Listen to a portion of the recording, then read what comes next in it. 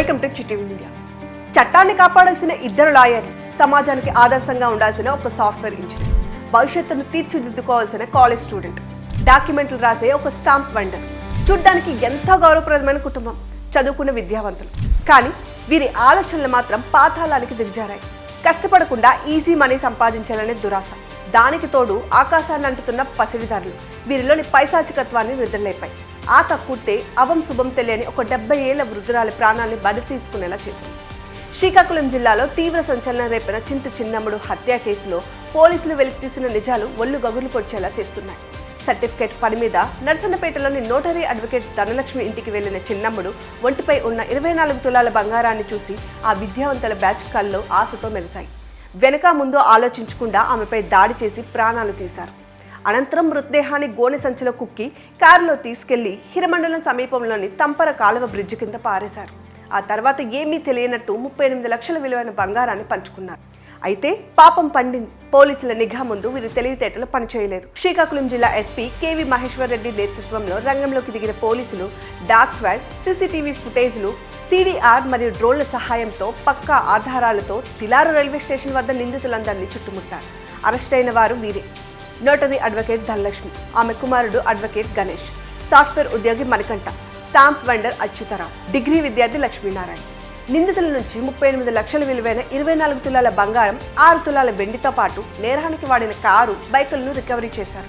దర్యాప్తులో ప్రధాన నిందితులు గతంలో డబుల్ మర్డర్ కేసులోనూ నిందితులుగా ఉన్నట్లు తేలింది. నల్ల కోట్లు వేసుకొని న్యాయాన్ని రక్షించాల్సిన చేతులే బంగారం కోసం నెత్తిటి మరకలు అంటించుకున్న ఈ కిరాతకం ఇప్పుడు యావత్ సమాజాన్ని నివ్వెరపరుస్తోంది. జిల్లాకు సంబంధించి టెక్కలి సబ్ డివిజన్లో జలమూరు పోలీస్ స్టేషన్ లిమిట్స్లో మనకి రీసెంట్గా 19వ తారీఖున 70 సంవత్సరాల ఒక ఓల్డ్ ఉమెన్ ఒకరు మిస్సింగ్ అని చెప్పి ఒక కంప్లైంట్ వచ్చింది. సో దాని మీద మనకి ఇన్వెస్టిగేషన్ చేసినప్పుడు ఆ ప్రాసెస్లో మనకు తెలిసింది ఏంటంటే, ఆవిడని కొంతమంది కలిసి ఆవిడని చంపేసి ఆవిడ పైన ఉన్న బంగారం అంతా, ఆభరణాలు ఏవైతే ఉంటాయో ఆ ఆర్నమెంట్స్ అన్ని తీసుకొని వెళ్ళారు. సో బేసికలీ ఇది ఒక women missing case, murder for గెయిన్గా ఆల్టర్ అయింది ఇది. సో దీనికి సంబంధించి ఎవరైతే చనిపోయిన లేడీ ఉన్నారో, చిన్నమ్మడు అని చెప్పి లేడీ ఉన్నారో, వాళ్ళు 17వ తారీఖున పొద్దున్నే ఒక ఫంక్షన్కి, ఒక బంధువుల ఇంట్లో ఒక ఫంక్షన్కి అటెండ్ అయ్యి అక్కడ నుంచి నర్సన్నపేటలో ఉన్న ఒక అడ్వకేట్ ఎవరైతే ఉన్నారో వాళ్ళని కలవడానికి వెళ్ళారు. సో వాళ్ళని కలవడం పర్పస్ ఏంటంటే, ఫ్యామిలీ సర్టిఫికేట్కి సంబంధించి నోటరీ చేయించుకోవడం కోసం ఆ నోటరీ అడ్వకేట్ గారిని కలిశారు. అడ్వకేట్ గారి పేరు వచ్చి కింతలి ధనలక్ష్మి గారు. సో వాళ్ళని కలిసిన తర్వాత వాళ్ళు వాళ్ళ ఇంటి దగ్గరే మనకి సీసీటీవీస్ ఇవన్నీ వెరిఫై చేసినప్పుడు ఆ రోజు మధ్యాహ్నం పొద్దున్నే 11:30కి మన పోలీస్ స్టేషన్ దారి ఏదైతే ఉందో నర్సన్నపేట, ఆ దారి దాటుకొని వాళ్ళ ఇంటికి వెళ్ళడం కన్ఫర్మ్గా కనిపిస్తుంది సీసీటీవీలో. ఆ తర్వాత అక్కడ నుంచి బయటికి రాలేదు. అంటే వాళ్ళ ఎవరైతే అడ్వకేట్ ఉన్నారో వాళ్ళ ఇంటి దగ్గర నుంచి వెళ్ళిన చిన్నమ్మడు అన్న వ్యక్తి ఎవరైతే ఉన్నారో వాళ్ళు బయటికి రాకపోవడంతో మనం ఇన్వెస్టిగేషన్ మొత్తం అక్కడే ఫోకస్ చేయడంతో వాళ్ళు అక్కడే ఇంటి దగ్గరే చంపేసి వాళ్ళ వాష్రూమ్ ఏదైతే ఉంటుందో ఆ వాష్రూమ్లో చంపేసి అక్కడ నుంచి గోల్డ్ తీసుకున్నారు. దీనికి సంబంధించి ధనలక్ష్మి గారు అండ్ వాళ్ళ బ్రదర్ అచ్యుతారావు అండ్ వాళ్ళ అబ్బాయి గణేష్, ఈ గణేష్ అన్న వాళ్ళు కూడా అడ్వకేట్గా పనిచేస్తారు. ఈ అచ్యుతారావు అన్న వాళ్ళు వాళ్ళ బ్రదర్. సో వీళ్ళు ముగ్గురు కలిసి అక్కడ చేయడం, చేసిన తర్వాత ఒక కార్ని రెంట్కి తీసుకొని ఆ కార్లో బాడీని అక్కడున్న శారీ ప్లస్ సంచి ఏదైతే ఉందో వాటిల్లో పెట్టేసి అక్కడ నుంచి తీసుకొని వెళ్ళి దీన్ని మనకి హీరమండలం లిమిట్స్లో ఏదైతే వంశధార రివర్ ఉందో అక్కడ ఒక దగ్గర దాన్ని బాడీని అక్కడ డిస్పోజ్ చేయడం జరుగుతుంది. అక్కడ పడేసి దానికి వాడిన సుత్తి తీసుకొని, హ్యామర్ ఏదైతే ఉందో దాన్ని తీసుకొని తలపైన కొట్టడం జరుగుతుంది వీళ్ళని. అవన్నీ కూడా తీసుకొని ఇంకొక ప్లేస్లో పడేయడం జరిగింది. సో ఈ బాడీని డిస్పోజ్ చేయడంలో కూడా వీళ్ళు, ఈ అచ్యుతారావు వాళ్ళ అబ్బాయి ఎవరైతే ఉన్నారో లక్ష్మీనారాయణ అన్న అబ్బాయి, ఇంకొకరు మణికంఠ, సో వీళ్ళు కూడా వాళ్ళకి హెల్ప్ చేశారు. సో ఈ 5 మంది కలిసి ఆ పెద్ద ఆవిడని, 70 years పెద్ద ఆవిడ ఎవరైతే ఉన్నారో ఆవిడని చంపేసి గోల్డ్ మొత్తం తీసుకొని ఆ గోల్డ్ని కూడా వాళ్ళు పంచుకోవడం జరిగింది. మనకు అక్కడ గోల్డ్ కూడా కంప్లీట్గా రికవరీ చేయడం జరిగింది ఈ అఫెన్స్కి సంబంధించి.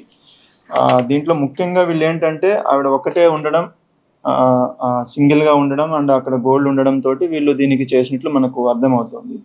ఈ కేసు ఇన్వెస్టిగేషన్కి సంబంధించి వీళ్ళు ఏదైతే కార్ని రెంట్కి తీసుకున్నారో దాన్ని కూడా సీజ్ చేయడం జరిగింది. వన్స్ ఇది అఫెన్స్ అయిపోయిన తర్వాత వన్స్ పోలీస్ ఇన్వెస్టిగేషన్ జరుగుతుందని వీళ్ళకి డౌట్ వచ్చినప్పుడు ఆ కార్లో కూడా వీళ్ళు మొత్తం క్లీన్ చేయడానికి, అంటే మనకి కొన్ని లిక్విడ్స్ ఏవైతే కెమికల్స్ వాడి అక్కడ ఉన్న బ్లడ్ స్టెయిన్స్ కానివ్వండి, లేదంటే మన బాడీ వన్స్ మనిషి చనిపోయిన తర్వాత కొన్ని ఫ్లూయిడ్స్ వస్తాయి బాడీ నుంచి, అవన్నీ కూడా వాళ్ళు క్లియర్ చేయడానికి కూడా ట్రై చేశారు. సో డిస్ట్రక్షన్ ఆఫ్ ఎవిడెన్స్ కింద కూడా వాళ్ళని యాడ్ చేయడం జరుగుతుంది. సో ఈ ఇన్వెస్టిగేషన్కి సంబంధించి మనకి అడిషనల్ ఎస్పీ క్రైమ్స్ గారు, Tekkali DSP Lakshman garu, CI Narasannapeta Srinivas, Narasannapeta SI Ganesh, Polaki SI Ranjith and Jalumuri SI Ashok and team. So వీళ్ళందరూ కూడా క్లియర్గా దీంట్లో ఎఫర్ట్స్ పెట్టి విత్ టెక్నికల్ ఎవిడెన్స్, అంటే అది సీసీటీవీస్ కావచ్చు, సిడిఆర్స్ కావచ్చు, లేదంటే ఎఫ్ఎస్ఎల్ పరంగా కావచ్చు, లేదంటే డాగ్స్ని యూజ్ చేయడం కూడా కావచ్చు. మనకి ఇందులో డాగ్స్ని కూడా యూజ్ చేయడం జరిగింది. బేసిక్గా ఆ లేడీ ఏదైతే ట్రాక్లో వెళ్ళారో ఆ ట్రాక్ వెళ్ళడం, వాళ్ళ ఇంటి చుట్టూనే ఆ డాగ్స్ కంప్లీట్గా అక్కడే తిరగడం, అక్కడ నుంచి ఏదైతే రూట్లో వీళ్ళు హిరమండలంకి తీసుకెళ్లారో ఆ రూట్లో కూడా డాగ్స్ అనేది కూడా ట్రాకింగ్ మొత్తం అంతా మనకి వచ్చాయి. సో మన రిక్వెస్ట్ ఏంటంటే మీడియా ద్వారా పబ్లిక్కి, ఎవరైనా single ladies, especially old ladies కొంచెం సింగిల్గా ఉండడం కావచ్చు, పెద్దవాళ్ళు ఎవరైతే ఉన్నారో వీళ్ళు అవతల వ్యక్తులను కలుస్తున్నప్పుడు కొంచెం జాగ్రత్తగా ఉండండి. ఎందుకంటే ఇక్కడ తెలిసిన వాళ్ళే చేస్తున్నారు, ఏదో బయట నుంచి వచ్చి ఎవరో కొత్త వాళ్ళు చేయడం కాదు.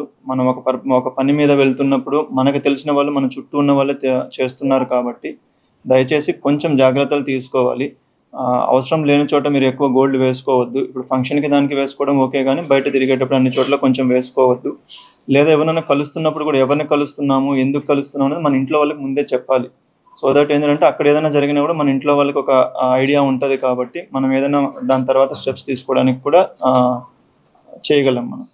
So I congratulate the team for detecting this case. Thank you అందరికి.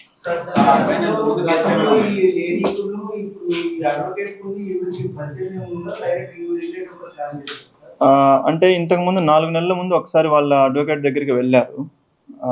కరెక్టే కదా, 4 నెలల ముందు వెళ్ళారు, 5th monthలో వెళ్ళారు. అప్పుడు సేమ్ దీని సర్టిఫికెట్, ఫ్యామిలీ సర్టిఫికెట్, యాక్చువల్గా వీళ్ళు చిన్నమ్మడు అన్న వాళ్ళు హైదరాబాద్లో ఎక్కువ ఉంటారు, ఇక్కడికి రావడం తక్కువ. ఇక్కడ ఏదైనా ఫంక్షన్స్ ఉన్నప్పుడు లేదా ఇలాంటి ఏదైనా లీగల్ వర్క్ ఉన్నప్పుడు మాత్రమే వస్తున్నారు.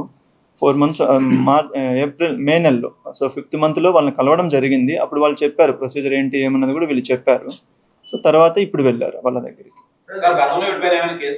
2008లో ఒక కేసు ఉంది వీళ్ళ పైన.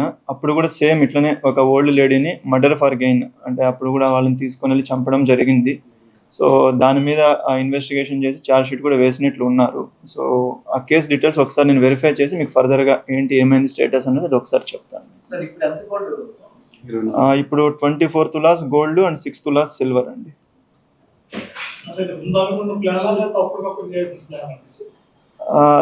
అప్పటికప్పుడు అంటే వాళ్ళకి ఆపర్చునిటీ అప్పుడు వచ్చింది, సో చేశారు. ఆవిడ ఒంటి పైన ఎవరైతే పెద్ద ఆవిడ వెళ్ళారో మనకి సీసీటీవీ ఫుటేజ్లో కూడా క్లియర్గా ఉంది. సో ఆ రోజు మార్నింగ్ యోగేశ్వరరావు అని చెప్పి ఒక రిలేటివ్స్ వాళ్ళ ఇంట్లో వీళ్ళు ఫంక్షన్కి అటెండ్ అయ్యారు. ఈ పెళ్లికి ముందు పందిరాట్ అని చెప్పి ఫంక్షన్స్ ఉంటాయి కదా, సో దాంట్లో అటెండ్ అయ్యారు. అక్కడ నుంచి మళ్ళీ అడ్వకేట్ దగ్గరికి వచ్చారు. లేదు, అఫెన్స్ వచ్చి మనకు మధ్యాహ్నం 1:30-2 మధ్యలో జరిగినట్లు తెలుస్తోంది.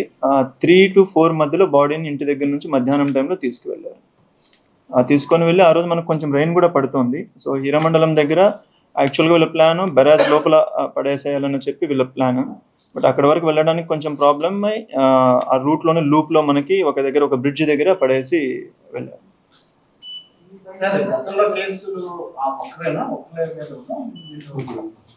వీళ్ళు ఒక్కరే, వేరే వాళ్ళు ఉన్నట్లున్నారు. వీళ్ళందరూ లేరు, అందరూ లేరు, 5 మంది లేరు. సో ఈవిడైతే ఉన్నారు, ఈవిడతో పాటు ఇంకా వేరే వాళ్ళు ఇద్దరు ఉన్నారు. అది డబుల్ మాట.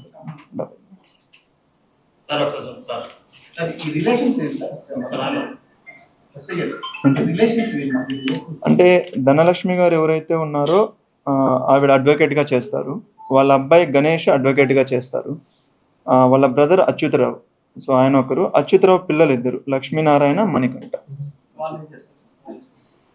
ఒకతను సాఫ్ట్వేర్ ఇంజనీర్గా పనిచేస్తున్నారు హైదరాబాద్లో, ఇంకొకతను డిగ్రీ 2nd year చదువుతున్నాడు వైజాగ్లో. సార్ ఈ కేసులో ఏ విధంగా చూడొచ్చండి? అంటే అందరూ వెల్ సెక్షన్డ్ పర్సన్స్ అడ్వకేట్స్ ఉన్నారు, చట్టం మీద అవగాహన ఉంది, ఫైనాన్షియల్ కూడా సెటిల్ వాళ్ళకి చట్టం పైన అవగాహన ఉంది కాబట్టి అఫెన్స్ని ఎలా చేయాలి, చేసిన అఫెన్స్ని ఎవిడెన్స్ మొత్తం ఎలా డిస్ట్రాయ్ చేయాలి, అంటే ఎవిడెన్స్ దొరకకుండా ఎలా చేయాలి, సో అదంతా క్లారిటీ ఉంది కాబట్టి క్లారిటీగా చేశారు వాళ్ళు. బట్ స్టిల్ మనకి ఎటువంటి అఫెన్స్ చేసేవాళ్ళని ఎక్కడో దగ్గర ఒక క్లూ అనేది మనకు దొరుకుతుంది. సో దాని ప్రకారం మనకి వెళ్ళినప్పుడు we have to thank dog squad team actually. So మాకు ఫస్ట్ బ్రేక్ అనేది డాగ్ స్క్వాడ్ వల్లనే వచ్చింది ఈ కేసులో. సో దాని నుంచి ఫర్దర్ క్లూస్ అన్నీ వచ్చాయి దీంట్లో. వాళ్ళు ఎందుకు చేశారు ఏంటన్నది వాళ్ళని అడగాలి. సో సార్ ఈ గోల్డ్ రేట్స్ కూడా రికార్డ్ స్థాయిలో పెరుగుతున్నాయి, జిల్లాలో క్రైమ్స్ కూడా గోల్డ్ ఓరియంటెడ్ గానే జరుగుతున్నటువంటి పరిస్థితి. కేసు మర్డర్ చూసుకుంటే లాస్ట్ ఇయర్ ఇదే నెలలో గుప్తా అనేటువంటి నర్సింపేట వ్యాపారి మర్డర్ చేశారు. రీసెంట్ గా ఇక్కడ మునపాట్లో ఒక వృద్ధురాలు లావేర్లు గడిచిన ఆగస్టు నుంచి అంటే మనకి గోల్డ్ సంబంధించి గోల్డ్కి సంబంధించని కాదు, టోటల్ మర్డర్స్ కూడా చూసినప్పుడు మనకి లాస్ట్ ఇయర్ 32 జరిగాయి. 2025కి సంబంధించి మొత్తం 32 మర్డర్స్. అందులో మర్డర్ ఫర్ గెయిన్ అంటే ఈ గోల్డ్ తీసుకెళ్లడం కావచ్చు, వాళ్ళ పైన ఉన్న ఆర్నమెంట్స్ దొంగలించడం కావచ్చు, ఇవి 5 కేసులు. అందులో అంటే 27 మిగతా మర్డర్స్, 5 కేసెస్ వచ్చి మనకి మర్డర్ ఫర్ గెయిన్. ఇది 2025కి సంబంధించి. 2026కి సంబంధించి ఇప్పటికి టోటల్గా 13 మర్డర్స్ అయినాయి. ఇందులో 12 వచ్చి అదర్ మర్డర్స్, ఒకటి వచ్చి మాత్రం మర్డర్ ఫర్ గెయిన్. ఇది ఫస్ట్ కేసు ఇయర్కి సంబంధించి. మీరు అన్నది కరెక్టే. సో గోల్డ్ రేట్ అనేది పెరుగుతోంది. సో దానివల్ల ఎవరైనా ఆపర్చునిటీ ఉన్నప్పుడు, అఫెన్స్ చేయాలనుకున్న మైండ్ సెట్ ఉన్నప్పుడు, లేదా వాళ్ళు త్వరగా డబ్బులు సంపాదించాలన్న ఆలోచనతో ఈ ప్రాపర్టీ అఫెన్సెస్ కావచ్చు, లేదా వ్యక్తులను కూడా ఇబ్బంది పెట్టి కొట్టడం కానీ చంపడం కానీ జరుగుతోంది. సో దానికి సంబంధించే మన పోలీస్ వైపు నుంచి ప్రికాషన్స్ ఎన్ని తీసుకోవాలని తీసుకుంటున్నాం. ఈ కేసులోనే మనకు చూస్తే అక్కడ సీసీటీవీస్ ఉన్నాయి కాబట్టి we're able to detect it. అదే సీసీటీవీస్ లేకపోతే అక్కడికి ఆమె వెళ్ళినట్లు కూడా మనకు ఎవిడెన్స్ ఏమి లేదు. ఓన్లీ థింగ్ ఏంటంటే ఆవిడ ఫోన్ తీసుకెళ్ళింది, ఆ ఫోన్ కూడా ఆఫ్ అయిపోయి ఉంది. సో మనకు వేరే ఎవిడెన్స్ కూడా లేదు, ఓన్లీ సీసీటీవీ ఎవిడెన్స్. అక్కడ నుంచి మళ్ళీ వాళ్ళు ఎలా తీసుకెళ్ళారని డాగ్ స్క్వాడ్తో మనకి తెలుస్తుంది. సో మన రిక్వెస్ట్ ఏంటంటే గోల్డ్ కొనద్దు చేయొద్దని కాదు, కానీ దాన్ని మనం వాడుతున్నప్పుడు జాగ్రత్తలు తీసుకోవాలి. ఆ పోలీస్ వైపు నుంచి మనకి ఒకటి సీసీటీవీ ఇన్స్టాలేషన్ ఒకటి కావచ్చు, అండ్ ప్రివెంటివ్ పోలీసింగ్ ఏదైతే ఇలాంటి అఫెండర్స్ మనకి ఎవరైతే ఐడియా ఉంటుందో వాళ్ళపైన మనం ఫోకస్ చేస్తున్నాం. బట్ ఈ పర్టికులర్ కేసులో వీళ్ళు అఫెన్స్ చేస్తారని మనము that who are in advocate ప్రొఫెషన్లో ఉన్న వాళ్ళు దాంట్లో చేస్తారని మనం గెస్ చేయలేము. అది ఎందుకంటే వాళ్ళు నోటరీ చేస్తూ ఉన్నారు, రెగ్యులర్గా కోర్టుకు అటెండ్ అవుతూ ఉన్నారు. సో ఈ కేసులో మనం ముందే ప్రిడిక్ట్ చేయలేము. బట్ ఎక్కడెక్కడైతే మనకు ఆ పాసిబిలిటీస్ ఉన్నాయో, అంటే అలా అఫెన్స్ జరిగే ప్లేసెస్ కావచ్చు, అలాంటి వ్యక్తులు ఎవరైతే ఉన్నారో వాళ్ళపైన మనం గట్టిగానే ఫోకస్ చేసాం కాబట్టి లాస్ట్ ఇయర్కి మర్డర్స్ అనేది తగ్గాయి. సో ఇప్పటివరకు ఈవెన్ ఆగస్ట్ కంపారిజన్ చేసినా కూడా 2025లో జనవరి నుంచి ఆగస్టు వరకు 24 జరిగాయి, ఇప్పుడు 13 జరిగాయి మొత్తం కూడా. సో ఆల్మోస్ట్ మనకి చాలా తగ్గాయి.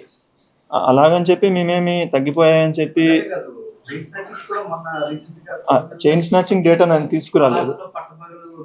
అదే అవును, దాన్ని పట్టుకున్నాం, తర్వాత పట్టుకున్నాము. అక్కడ కూడా ఏంటంటే నోన్ పర్సన్ వాళ్ళు కూడా అక్కడ చేస్తున్నది ఏంటంటే ఆ గోల్డ్ షాప్లో ఎవరైతే వ్యక్తి బయట నుంచి గోల్డ్ని తీసుకొని వచ్చి రిసీట్స్ లేకన్నా సేల్ చేస్తున్న గోల్డ్ ఏదైతే ఉందో అలా సేల్ చేస్తున్న వ్యక్తే వాళ్ళకి ఇన్ఫర్మేషన్ ఇచ్చి తీసుకొని వచ్చారు. అక్కడ కూడా తెలిసిన వ్యక్తే చేశారు.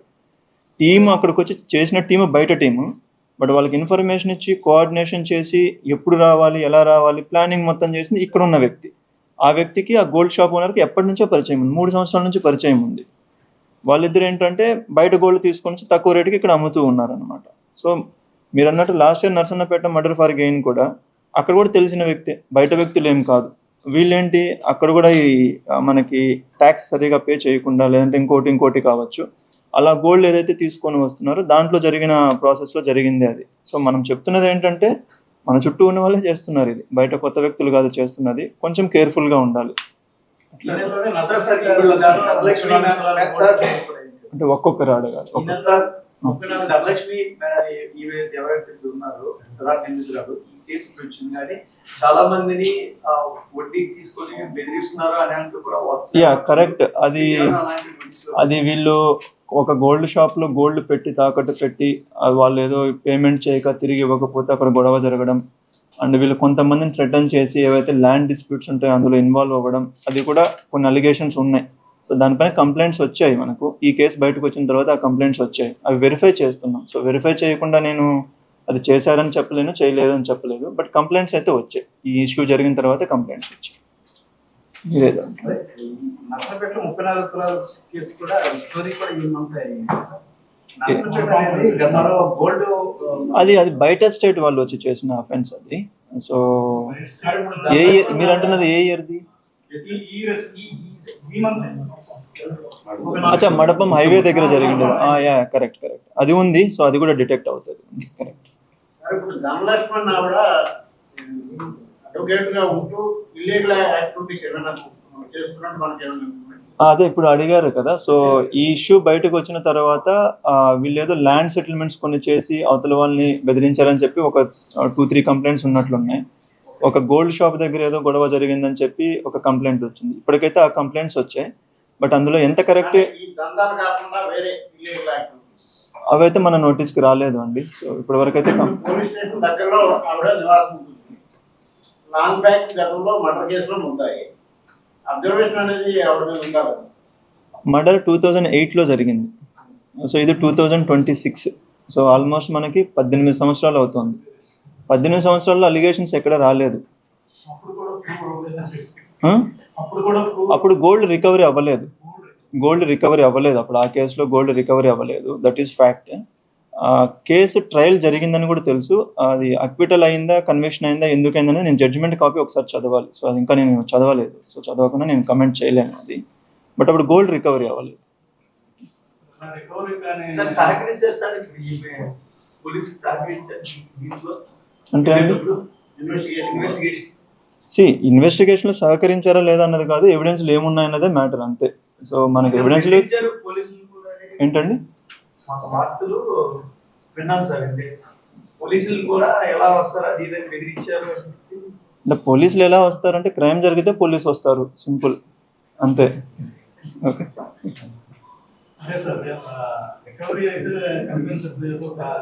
రికవరీ ఆ మేర అవుతున్నాయా కేసులు గోల్డ్ మీరు ఒక ప్రెస్ మీట్ అయిపోయిన తర్వాత ఒక 1 అవర్ వెయిట్ చేస్తే ఆ డేటా అంతా మీకు ఇస్తారు. లాస్ట్ ఇయర్ పర్సంటేజ్ ఎంత, ఈ ఇయర్ పర్సంటేజ్ ఆఫ్ రికవరీ ఎంత. ఓకే, 24, 25, 26, 23, 21 అన్ని కూడా కావాలన్నా ఇస్తాం. సో అందులో మనం ఏం సీక్రెట్ ఏం లేదు. సో ఎందుకంటే అందులో ఎఫర్ట్ ఏముంది, రిజల్ట్ ఏముంది అన్నదే మ్యాటర్ అంతే. సో ఆ డేటా అంతా కూడా మీకు ఇస్తారు. లేదు అంటే నెక్స్ట్ ప్రెస్ మీట్ వరకు వెయిట్ చేసినా ఇస్తాను. So anything is fine with me.